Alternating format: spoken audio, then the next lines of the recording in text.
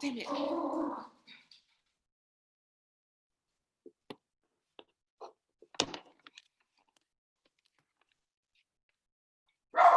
Damn it.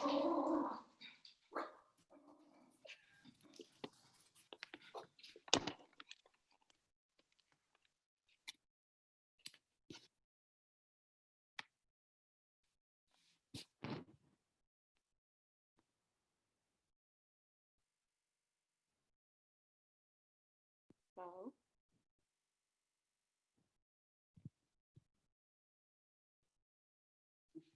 Bo, you can't do that.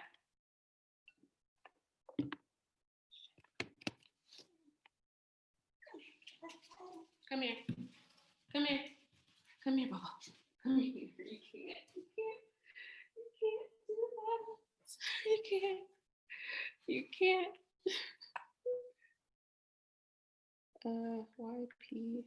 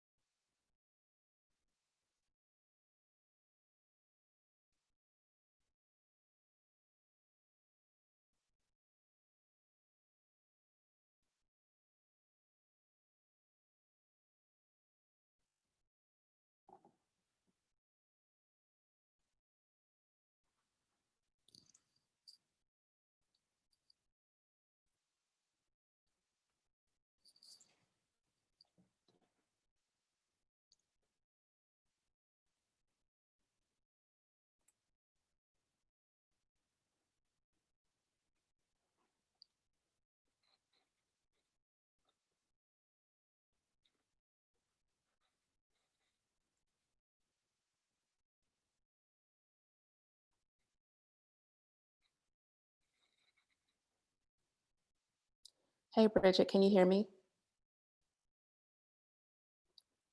Hey, Bridget, can you hear me?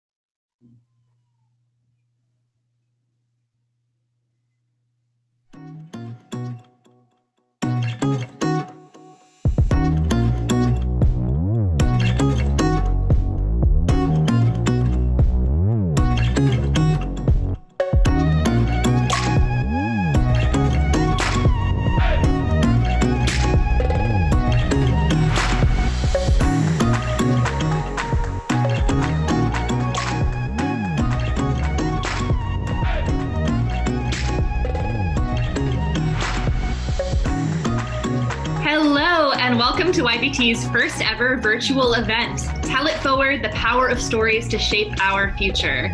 We have YPT's leadership team here with you on Zoom. Hello. And we're going to introduce ourselves briefly and tell you something that is keeping us going right now. My name is Bridget Winter. I'm the executive director of YPT's leadership and what is keeping me going right now is my partner and my pets. Fingers crossed we won't be interrupted by my dog while we film. And next, Gerren. And what is keeping me going right now my name is Gerren Watkins. I am the program director at Young Playwrights Theater, and it's great to be with you tonight. What's keeping me going right now is this, working for YPT, having a reason to get up every day and feeling useful at work has been a great support right now is this. And now I'll throw it to Farrah. Hey everybody, thank you, Jared. My name is Farrah Lawal-Harris. I'm the artistic director of YPT. And I thank you so much for joining us. What's keeping me going right now is my amazing son, my indoor gardening habit, and my husband who tolerates it. And lastly, Jessica. Hi, everyone. That's me. I'm Jessica Wisser. I am the development director for YPT. And what is keeping me going right now is mostly a lot of very strong coffee, but also my family, who I'm enjoying having a few extra snuggles with. So it's been great. It's been great. All right, thank you, everyone. So now I'm going to share a little bit about YPT for those of you who are new to us. We are 25 years old this year. We were founded in 1995 by celebrated playwright Karen Zacharias, someone you may have seen produced around the world and right here in her hometown of DC. Our mission is to inspire young people to realize the power of their own voices. And we do this through playwriting and storytelling programs and through workshopping and producing full productions of youth written work featuring local career artists on stages all across the DC region. And we developed a touchstone statement a few years ago that guides all of our work, which reads, "At YPT, we believe that young people are inherently brilliant, and we exist to share that brilliance with the world." Here's what tonight is about. We believe strongly in the concept that stories have the power to shape our future. I mean, that's why YPT exists. We support our young people as they speak their realities into being, and we spend time thinking about and processing our own experiences during this pandemic, but how often have we listened to the stories of others, especially the stories of our resilient young people? Tonight, we will bring you those stories directly from our young people, including current and former YPT playwrights across our region. But first, we're going to tell you the story of our in-school playwriting program. Jared, please tell us more. Thanks, Farrah. We are very excited to show you a video from our in-school playwriting program that we created for our 25th anniversary gala that is no longer able to happen this spring. We think it's valuable for you to have a glimpse into our classrooms to see why it's so important that our work continue, both in our classrooms and in new virtual spaces.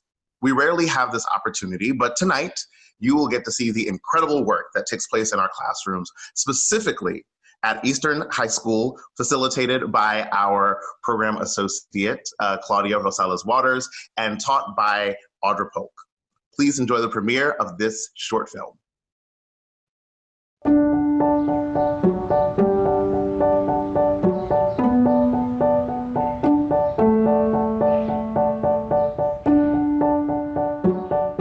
I feel like adults, they assume that they know exactly what you need to do, and that's not always the case with everyone.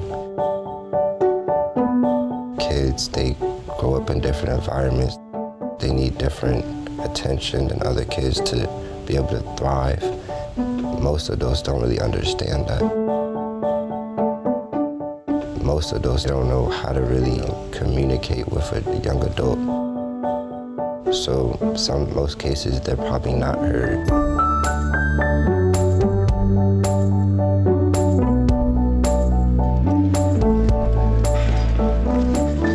Creativity is kind of scary at first. I've never really thought that I'd write a play and really create a story for a character that could impact someone else's life, something like that.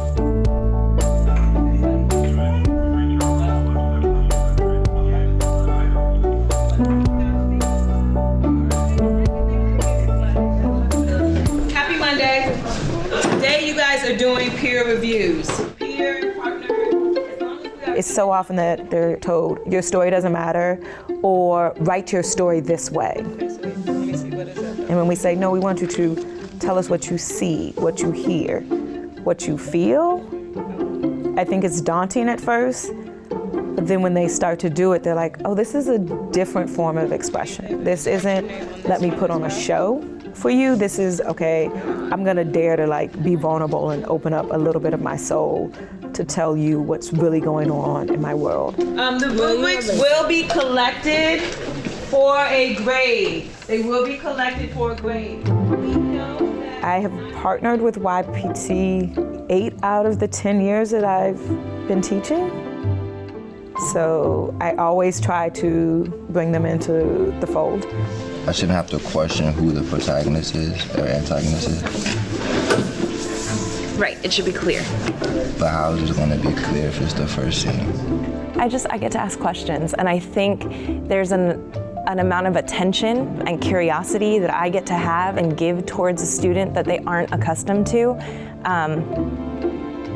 and that they don't get away with saying, I don't know. Ms. Waters just, from YPT, just came and really just helped everyone get their creative juices flowing. It doesn't have to be extremely literal. It doesn't have to be like, this is Ocean's journey. Yeah, of course.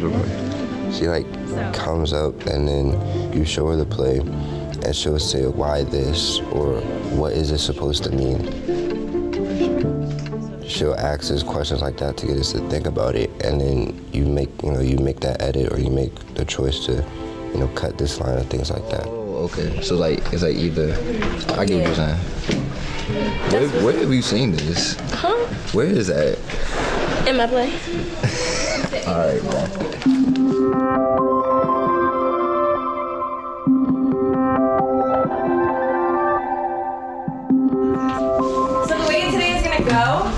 Is we'll do stylized stage readings of the scripts. So you'll get a taste of what it's like to see your words come to life. I know that so many of them don't get to tell their story, or a story that they are most familiar with.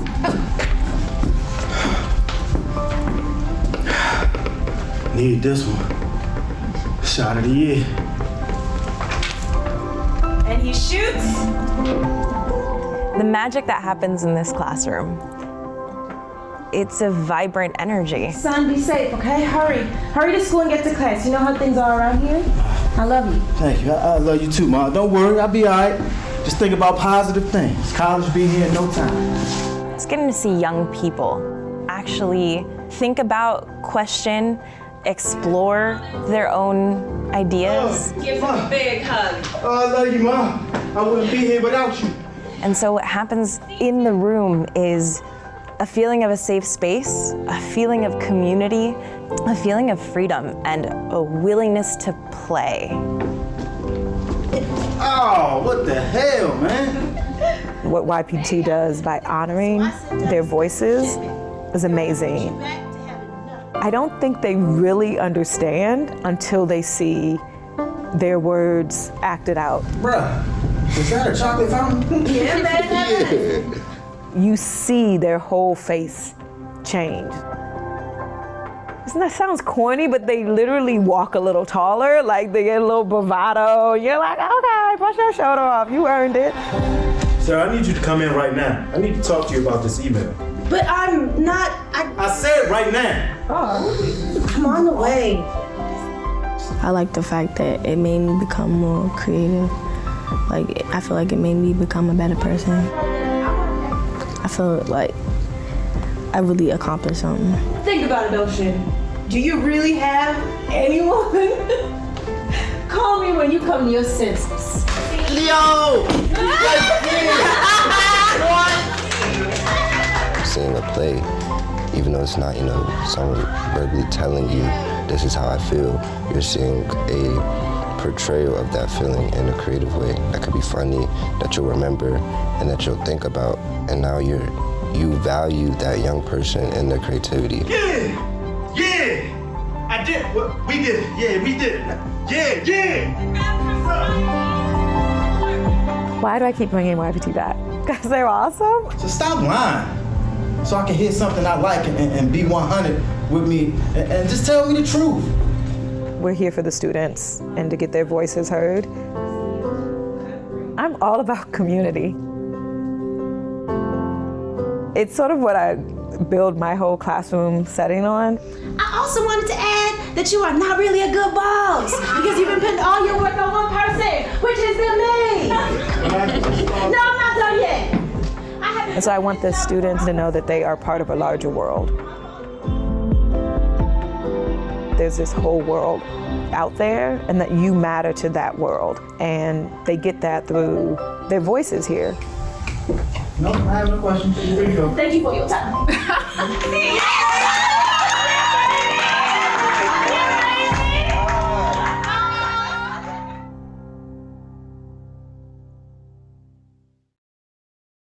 Wow, we are so proud of Elin and all of our amazing young people in their work. It makes me really miss our time in the classrooms, but I know that we will be able to get back into the classrooms very soon, hopefully. In the meantime, we're very proud of the digital spaces that we have created for our students. And now we'd like for you to hear from some of our current and former students in their own words.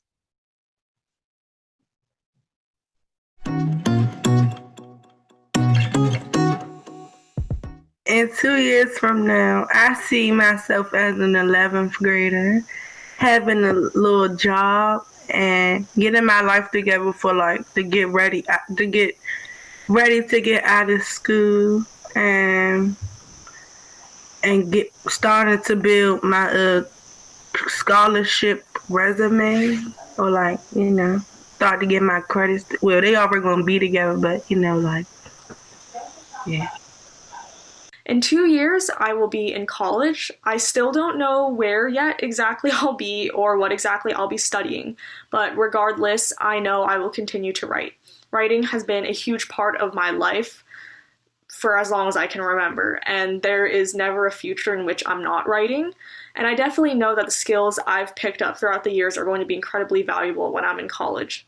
So I look forward to that big change. I'm looking forward to the next stage of my life and what it'll bring. I know it'll be difficult at first to adjust to being away from home and being on my own, but it's important and it's valuable to my development as a person. I'm really excited for it. My life as an 11th grader, taking 12th grade classes, and keeping up with my GPA, getting a job, and writing letters to scholarship firms to try and earn a scholarship. So where I see myself in 2 years is I'm actually attending Fordham University for playwriting in the fall. I'm hoping it can be in person. I know a lot of schools have already canceled. They haven't mentioned canceling yet, but they've said it's definitely a possibility, especially considering it's in the city. So I will definitely be starting in the fall. I know a lot of people are talking about deferring and stuff. That's not really an option for me. I really just need to get started right away, especially because I have a scholarship and things like that that really make it just really, I depend on that a lot for getting my education. And so I will definitely be starting in the fall. So I guess in 2 years, I'll be in my sophomore year of college. I just hope that it can be in person. I see myself as the same person. Only thing that's really going to change in my life is me having a job and different school, new friends, different hobbies. In 2 years, I'll be towards the end of my freshman year of college. Wherever I end up going, I hope I'm happy there and having fun with my classes. I haven't decided where exactly I want to go, but wherever it is, I hope I'll be doing lots of writing. 2 years from now, I see myself as a high school student with honor roll and a job. In 2 years, okay. So in 2 years, I'll be 25 years old, a college graduate, thank God. So in 2 years, I see myself working in my career. I see myself doing some acting things on the side, doing some personal training, because those are the things that I'm interested in right now. But just beginning my career and just really building myself into the industry. So yeah. I am just floored by what our students have already been able to accomplish virtually. This shift felt really scary and uncertain a few months ago when we made the decision to try something we'd never done before and shift our programming online. But I reflected recently that we ask our students to do things they've never done before all the time. And they rise to the occasion again and again to tell their stories and remind us how important it is that we listen to them. So when it became clear that we were going to be looking at a long-term pause on in-person programming and productions and events, we knew that we had to evolve and adapt however we could to keep our commitment to our students and our school partners this spring. We were watching other organizations, nonprofits like us, but also bigger for-profit corporations make impossible decisions around furloughing and laying off staff to keep afloat. But from the first day that we locked our office doors and moved to telework back in March, we made a commitment to our entire team that no one was going to lose their jobs despite the uncertainty. And because of this commitment, we've been able to do creative, responsive things that felt completely impossible a few months ago. Jared, can you tell us a little bit about your team's response to schools closing? Sure. Initially, we thought that we would be closed or pause programming for just a couple of weeks. And then it became clear that that might be a couple of months. And then it became clear that that might be a bit more than just a couple of months. Our core value of responsive flexibility means that we are staying in regular communication with our partners and that we're able to pivot when needed to be responsive to their needs and the needs, of course, of the young people that they serve. For our spring partners, it means that we have been able to switch to some digital programming. We have digital versions of our curriculum, which have been delivered through PowerPoint and audio instruction. We've also engaged teaching through virtual classrooms with our own YPT teaching artists, which is great. And we've looked at each of the schools that we work with and assessed their needs and been able to sort of meet them where they are with what is best for their young people. And I'm really proud of how responsive that we've been and continue to be. In addition, we're launching our first ever enrollment opportunity, our new online playwriting program, which has been a great success. This program directly supports families and young people. And people are enrolled across the country, not just in DC. That's the really exciting part about doing things virtually, that you can reach young people who aren't just in your geographic location. So that's been really amazing. And we didn't just throw this together. This was intentionally designed and curated by our wonderful, incredible YPT staff. The program will exist beyond the reopening of school because we have found it to be that successful and that useful of a tool. And I'm really excited about where this program can take YPT in the future and the ways that it will broaden our reach. Beyond that, we're also launching the Playwrights Lab in partnership with our very valued partner, the Welders. And I have heard so many times from people the question about, do we have programs for adults? And now I can happily say, yes, we do. This program is expanding our partnership with the Welders, and it will specifically be serving adults over the age of 18 in an introduction to playwriting. It's a playwriting 101 sort of thing. Why is it important that we work with adults? Well, because adults are also young playwrights sometimes. They can also be new in their career or new pursuing a passion, and we want to encourage that as well. The curriculum for this came out of a course that I was able to teach this past fall at Prince George's Community College. So it's a college level course. So adults need not worry that it might be a little too young for them, and they can still enroll. The link should be right there on your screen if you're interested. And we intend to do this moving forward as well throughout the fall and the spring. Plus, we want to hear from you, educators, families, students. What is it that you would like to see from YPT? Yeah, that's amazing. I'm so proud of all of the work that our whole team is doing in responding to the barriers that COVID-19 has created, to being creative, to being a part of our programs. And I'm just really always proud of the work that our team does. And I'm most especially proud of our young people all the time. I know from my side, on the development side, where we are on the fundraising and communications side of the world. We started actually planning the 25th anniversary gala in 2018. It's been a long process, and we were right on the edge of really gearing up for a very exciting event in April. And so that was hard. It was hard to stop a 2-year-long process that we were excited about. But I will say that the space that we've been given in this time to explore this kind of event, this sort of the use of digital and the ways that we can connect with our community that we never really considered before are really exciting. And I hope this is kind of just the beginning of a new set of ways that we can connect our young people with the world. And I know, Farah, that on the production side, there were difficult decisions as well. We had a busy April ahead. How did that work for your team? It was extremely hard. We had a production that was a commemoration of the last 6 years of Silence is Violence.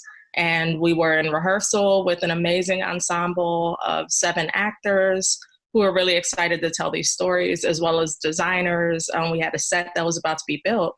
But once COVID-19 hit, it was really clear that to be able to keep everyone safe, our artists, our staff, our audience members, it was the right decision to postpone.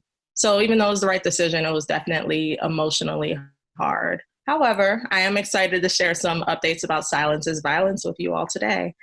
So during the 2021 season, we're actually going to explore a digital Silence is Violence production. And over the summer, we'll be identifying community partners and writers, and we'll have writing workshops launching this fall, and more information will be coming as far as what the theme will be and how all of you can engage in that performance.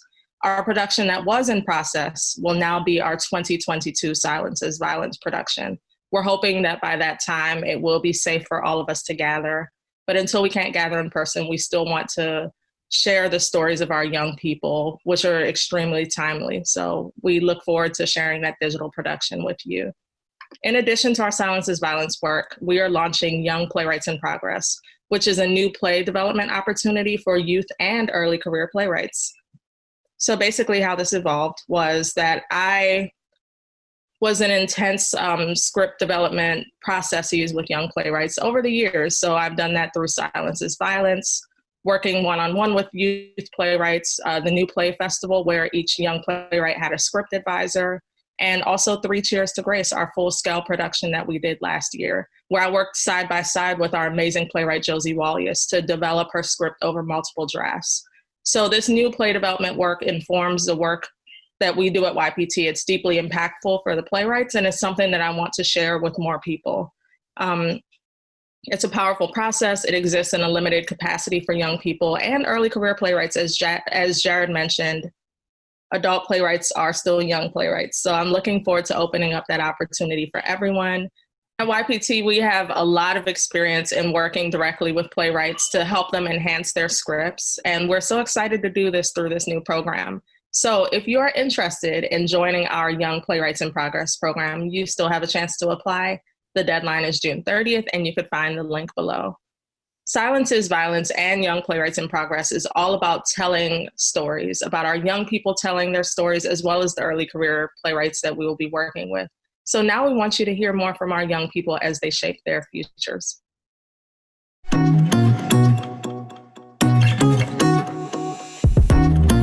Miss the work and,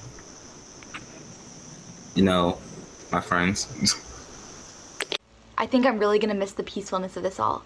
Every day used to be so busy, so taking some time to just catch my breath and remind myself of everything and everyone I love has been really nice. And being a junior in high school, sometimes it feels like every moment has to be utilized to look good to colleges, so I can't say I won't miss this time when I get to use my minutes freely.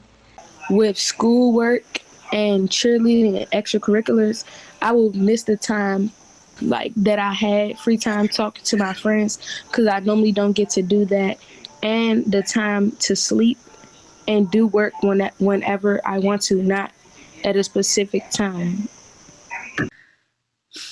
I think from this time, I'll probably miss the free time I had the most. I feel like during isolation, I've been able to rediscover my love for writing.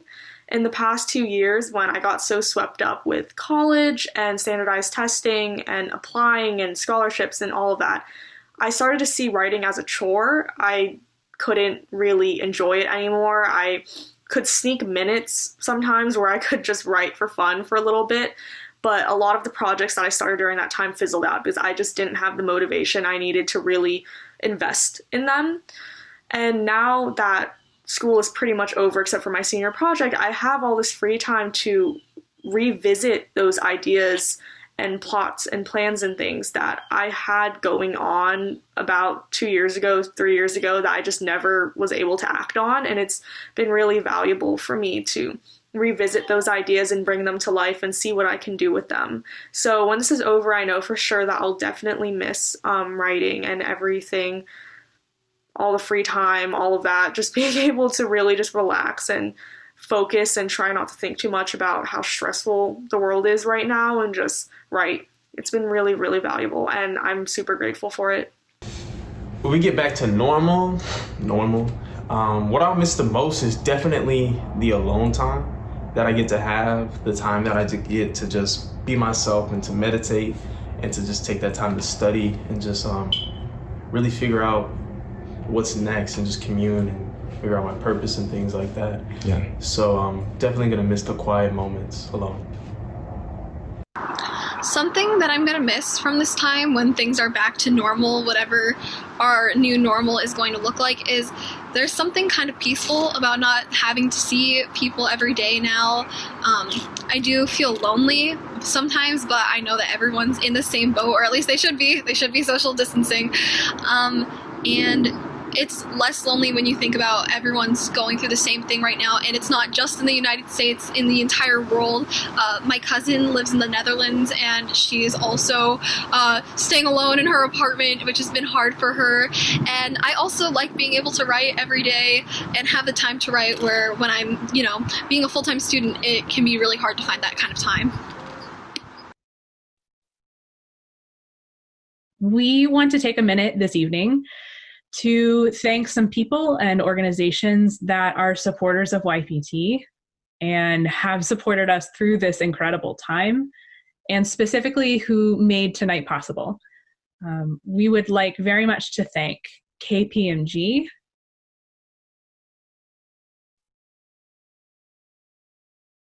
EY,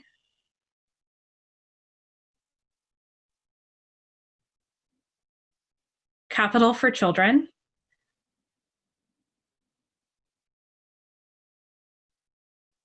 Gelman, Rosenberg, and Freeman, JMA Solutions, and two of our funders, Humanities DC and Learn24, who support our program at Seed, and the young people that you're seeing speak tonight. Thank you to each and every one of you for the way that you support YPT. Our work is not possible without our supporters and our funders and our sponsors. Thank you all so much. And now, more from our students.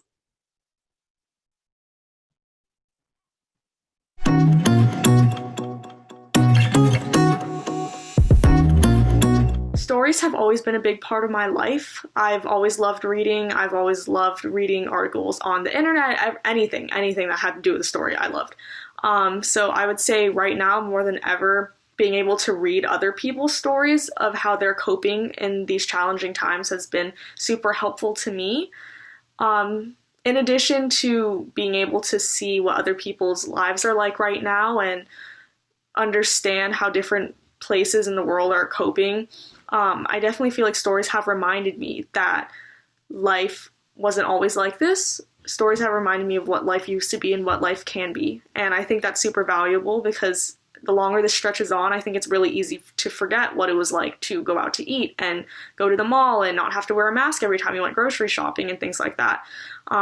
So stories have kept me grounded. They've reminded me of the past and they've made me excited for the future. And I think that's a huge reason as to why I feel like this is a great time for people to look into digital journalism or pick up a book and try and connect again when we feel so separated and distant from each other. Since quarantine has started, I have been with my dad and I haven't been with my mom at all. So when I had an eczema flare up and the doctor prescribed me some medicine and my mother brought it to me, it was great because I hadn't seen her this whole time, and I got to see my sister who's getting bigger, and it was her birthday. So it was cool. I think stories actually have helped me during this quarantine and this time alone because I think it helps me feel connected with people. I've actually been doing a lot of play reading and just hearing their stories and just seeing that things that we're going through now actually is things that people have been going through in our past, and it kind of connects us. So although sometimes you feel distant from people when you're isolated now, I think that the stories help to remember human interaction, because that's something that we're not really getting right now, and help us to feel connected to everybody. So I think that that's why storytelling is actually very important. And I've noticed that while not having the opportunity to be around people to tell our stories as much anymore.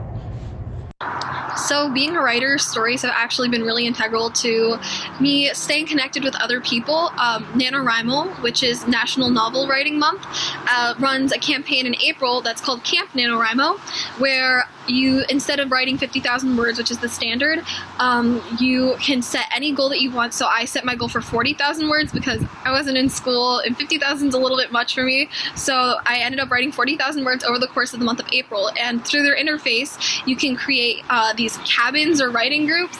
And so my writing group was 10 other teenagers who are also had their school years cut short, and we would just talk about our writing and help each other through parts where we maybe had writer's block, and just in general keep in touch with each other. And I don't know, it was really nice, and these are people I never would have talked to otherwise. There's a girl from Phoenix, and people just from all around the United States, and I thought it was really special that we're all going through this together and are all using our writing to help connect with each other. Something that's also really helped me stay connected is television. I'm sure a lot of people have been binging Netflix and Hulu and all that good stuff, and I have shows that I watch with different members of my family. Like my sister and I, she's 15 and I'm 18, and so we like to watch some, good old-fashioned trashy reality TV or Riverdale, or just fun stuff that we can, kind of poke fun at, but just have fun together. My mom and I have been watching The Great, which is about Catherine the Great, and that just came out recently, and we really like that because my mom and I both really like historical dramas and things like that. And then my dad and I watched Never Have I Ever, which I loved, and it's kind of like a teenager show, so I thought it was kind of fun that my dad was watching it with me. And my dad and I have been watching that 70s show together since I was in, I think, 7th grade, and we're finally on the last season, and that one's been really special for me because that's just something me and my dad can do to hang out and relax with each other, and watching the characters grow up kind of as I've grown up. And now I kind of don't want to finish watching it because it's kind of sad, because that's something that me and my dad have really bonded over, and I almost don't want it to be over. And I think it's really special that stories can bring people together in that way. Stories have been so important throughout everything. Reading a book, watching a movie, listening to a song, all of it feels like a tie to the real world. Books like Little Woman, Alice in Wonderland, Bridget Terabithia, and other books that I read as a kid that were really special to me are really helping me to stay connected to the real world and to stay connected to myself. I think falling in love with the same elements of the story I did 5-10 years ago when I'm still going out and going to school every day are really what's helping me find familiarity and comfort in this crisis. And I think all the times reading and writing with YPT over the past years have really given me the tools to turn to reading and writing during this time of isolation. It almost feels like a safety net, drawing on all the things I've been taught in Guild and during the production of 3 Cheers to Grace last year to find joy in this time of uncertainty.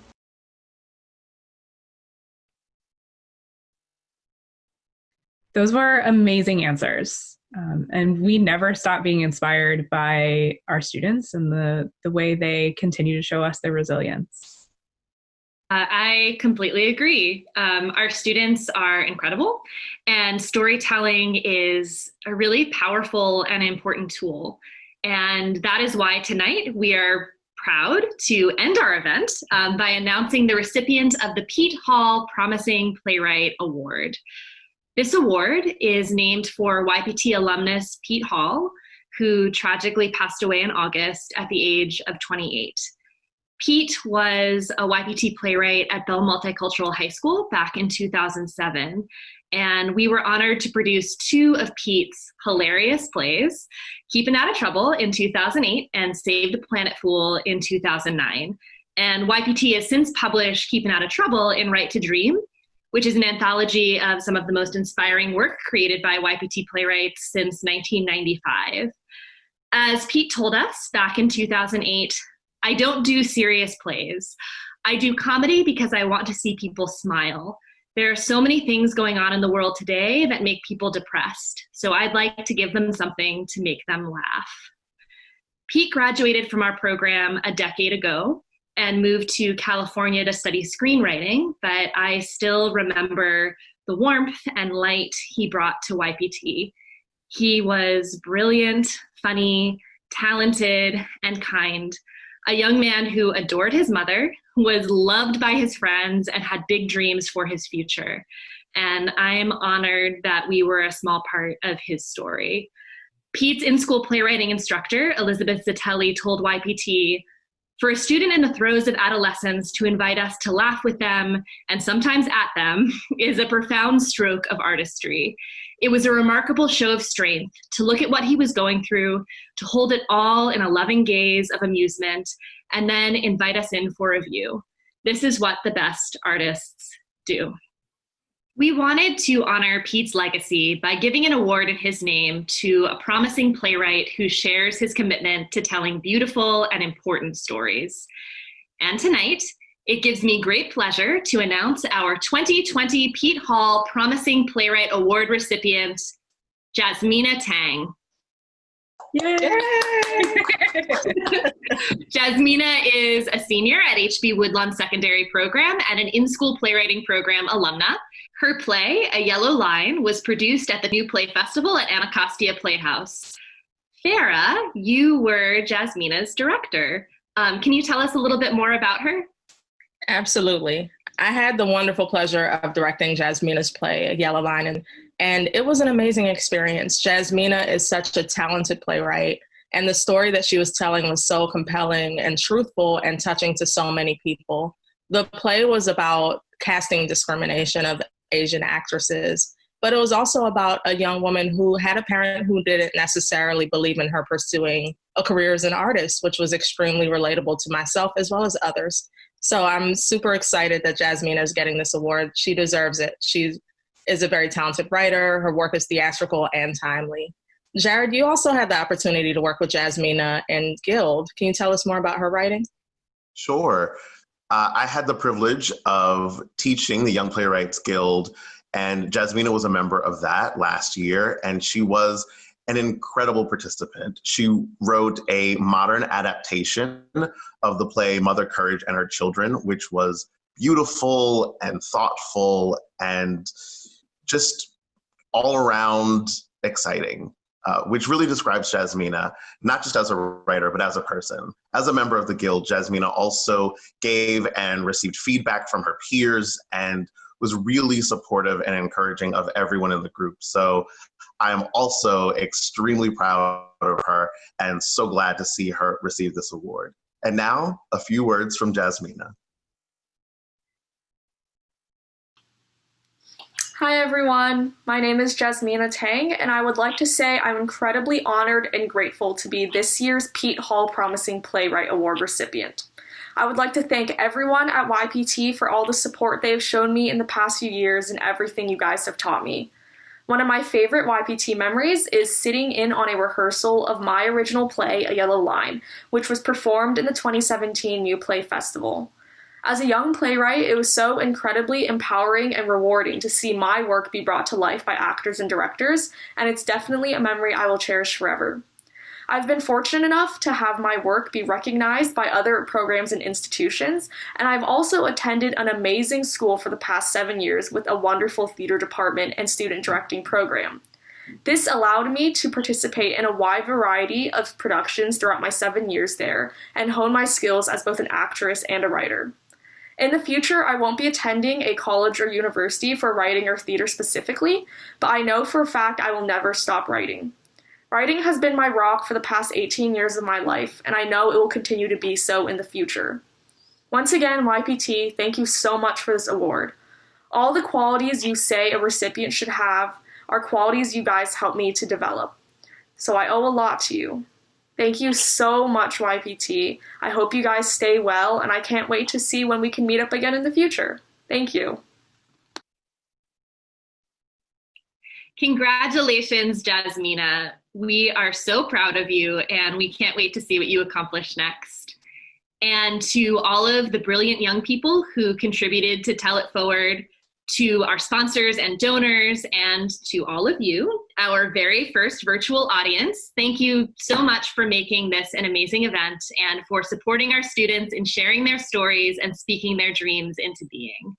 Before we sign off, a quick reminder that there is still time to enroll in our first adult playwriting class, the Young Playwrights Lab, which starts June 10th, and to submit plays to Young Playwrights in Progress. So please spread the word about both programs. The deadline for Young Playwrights in Progress is June 30th.